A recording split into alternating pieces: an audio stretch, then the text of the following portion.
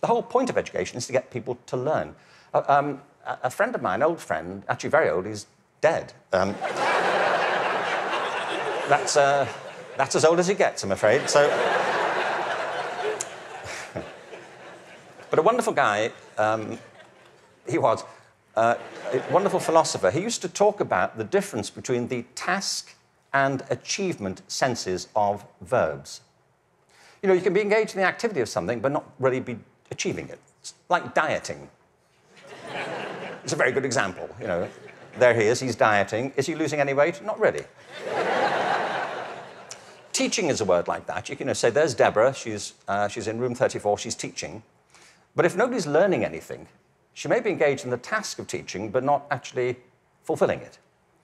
The role of a teacher is to facilitate learning. That's it.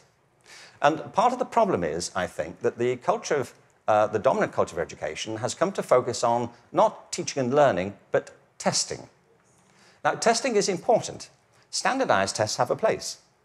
But they should not be the dominant culture of education. They should be diagnostic. They should help.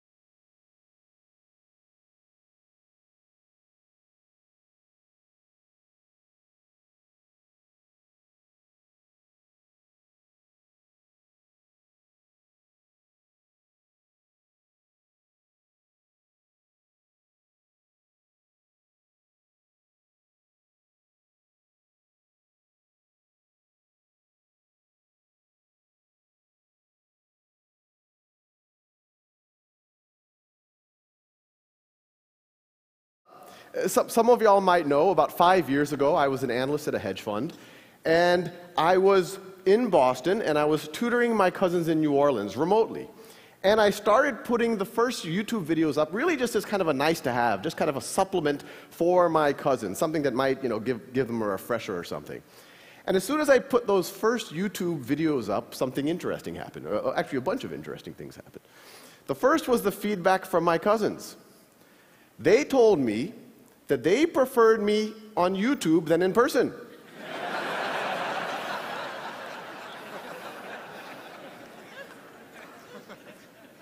And once you get over the backhanded nature of that, there was actually something very profound there. They were saying that they preferred the automated version of their cousin to their cousin. At first, it's very unintuitive, but when you actually think about it from their point of view, it makes a ton of sense. You have this situation where now they can pause and repeat their cousin. Now they can, without feeling like they're wasting my time. They could, if they have to review something that they should have learned a couple of weeks ago or maybe a couple of years ago, they don't have to be embarrassed and ask their cousin. They can just watch those videos. If they're bored, they can go ahead. They can watch it at their own time, at their own pace. And probably the least appreciated, I guess, aspect of this is the notion that the very first time that you're trying to get your brain around a new concept, the very last thing you need is another human being saying, do you understand this? And that's what was happening with the interaction with my cousins before, and now they could just do it kind of in the intimacy of their own room. The other thing that happened, and, you know, even at this point, you know, I said, okay, maybe it's a good supplement, it's good for motivated students, it's good for maybe homeschoolers. But I didn't think it would be something that would somehow penetrate the classroom. But then I started getting letters from teachers. And the teachers would write saying, we've used your videos to flip the classroom. You've given the lectures. So now what we do, and this could actually happen in every classroom in America tomorrow, what I do is I assign the lectures for homework, And what used to be homework, I now have the students doing in the classroom. And I want to pause here for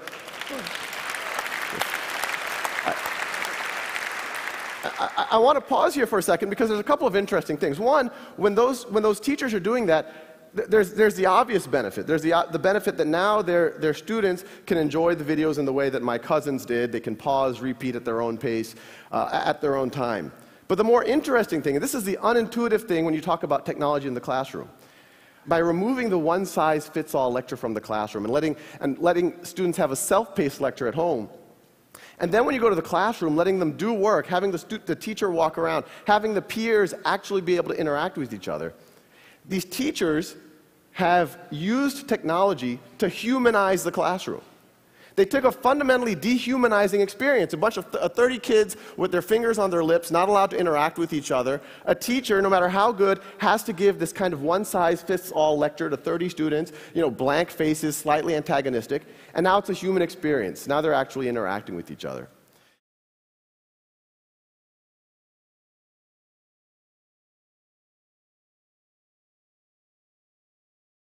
Somebody hit the space bar.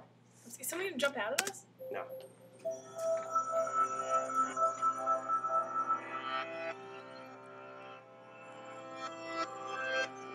That was cool. I like that. Did you do that? No, it animated. You animated Is this? that supposed to be you? What is proof? No. And why is it so important in mathematics? Oh, Proofs provide a solid foundation It for looks like you mathematicians, lied. logicians, statisticians, economists, architects, engineers, and no many others way. to build and test their theories on. Luckily, I know the definition of midpoint.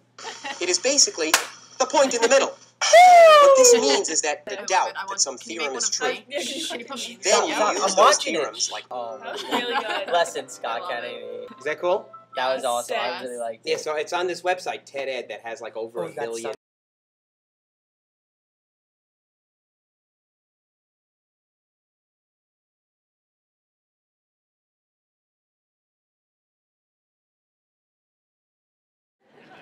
I taught a lesson once on ratios. I'm not real good with math, but I was working on it. And I got back and looked at that teacher edition. I taught the whole lesson wrong. So I came back to class the next day and I said, look, guys, I need to apologize. I taught the whole lesson wrong. I'm so sorry. They said, that's okay, Miss Pearson. You were so excited. We just let you go.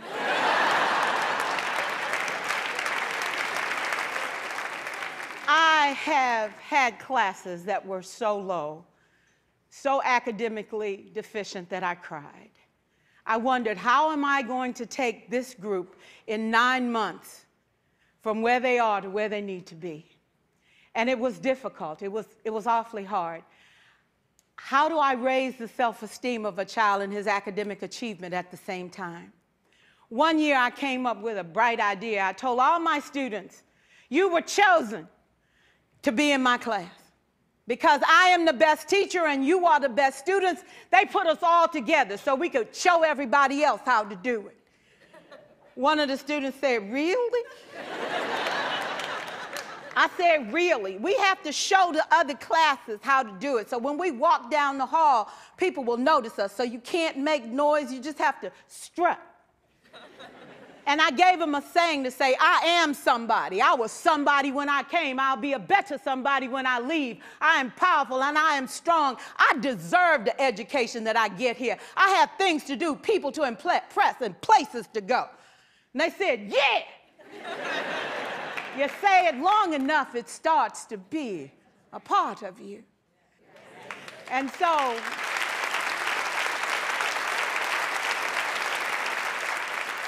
I gave a quiz, 20 questions. Student missed 18. I put a +2 on this paper and a big smiley face. He said, Miss Pearson, is this an F? I said, yes. He said, then why'd you put a smiley face? I said, because you on the roll. You got 2 right, you didn't miss them all. I said, and when we review this, won't you do better? He said, yes, ma'am, I can do better. You see, -18 sucks all the life out of you. +2 said, I ain't all bad.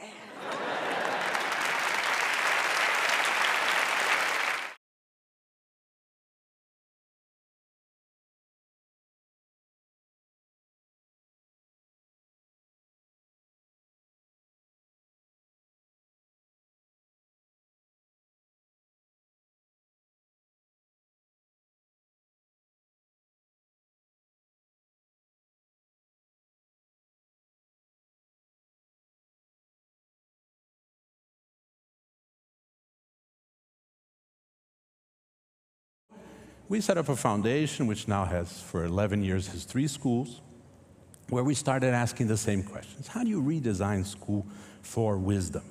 It's one thing to say, we need to recycle the teachers, we need the directors to do more, but the fact is that what we do with education is entirely obsolete. The teacher's role is entirely obsolete. Going from a math class to biology to 14th century France is very silly. And so we started thinking, what could it look like? And we put together people, including people who like education, people like Paulo Freire and 2 ministers of education in Brazil, and we said, if we were to design a school from scratch, what would it look like? And so we created this school, which is called Lumiar. And Lumiar, one of them is a public school. And Lumiar says the following: let's divide this role of the teacher into 2. One guy we'll call a tutor. A tutor, in the old sense of the Greek paideia sense, is look after the kid. What's happening at home? What's their moment in life, etc. But please don't teach, because the little you know compared to Google, we don't want to know. Keep that to yourself. Now, we'll bring in people who have 2 things: passion and expertise, and it could be their profession or not. And we use the senior citizens, which are 25% of the population, with wisdom that nobody wants anymore. So we bring them to school, and we say, teach these kids whatever you really believe in. So we have violinists teaching math. We have all kinds of things where we say, don't worry about the course material anymore. We have approximately 10 great threads that go from 2 to 17. Things like, how do we measure ourselves as humans? So there's place for math and physics and all that there. How do we express ourselves? So there's place for music and literature, etc., but also for grammar. And then we have things that everyone has forgotten, which are probably the most important things in life. The very important things in life, we know nothing about. We know nothing about love. We know nothing about death. We know nothing about why we're here. So we need a thread in school that talks about everything we don't know. So that's a big part of what we do. Yeah.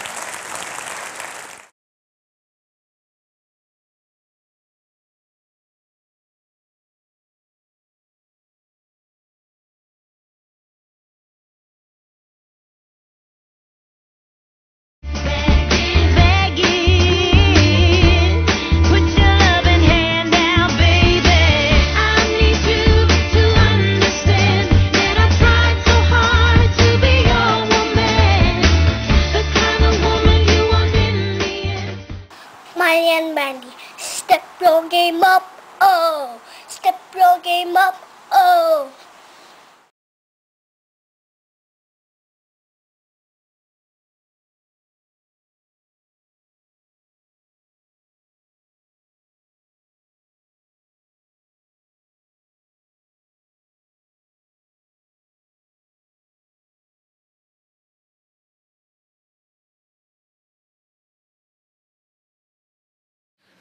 You know, I love science fiction. I'm wearing my Star Trek t-shirt today, just to prove that to you. But I do more than just sit on the couch and watch episodes of Star Trek. I tend to think about the trends I see when I watch science fiction. And today I'd like to present to you some of the differences between the predictions made by science fiction and what we see in reality in the world around us today.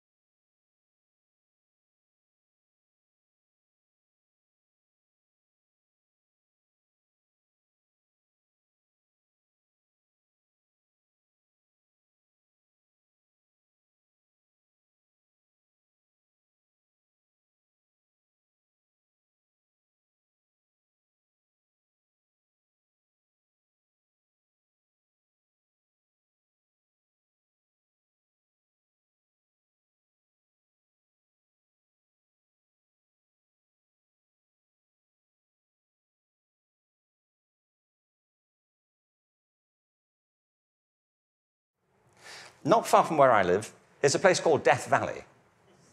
Death Valley is the hottest, driest place in America, and nothing grows there. Nothing grows there because it doesn't rain, hence Death Valley. In the winter of 2004, it rained in Death Valley. 7 inches of rain fell over a very short period. And in the spring of 2005, there was a phenomenon. The whole floor of Death Valley was carpeted in flowers for a while. What it proved is this, that Death Valley isn't dead. It's dormant.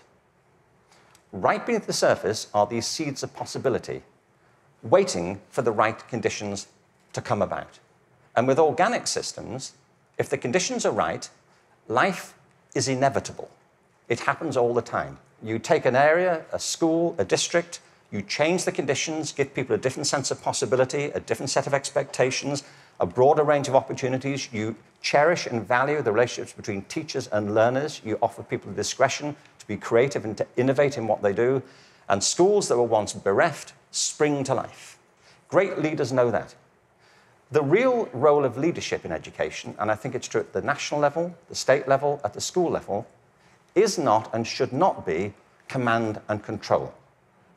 The real role of leadership is climate control, creating a climate of possibility. And if you do that, people will rise to it and achieve things that you completely did not anticipate and couldn't have expected.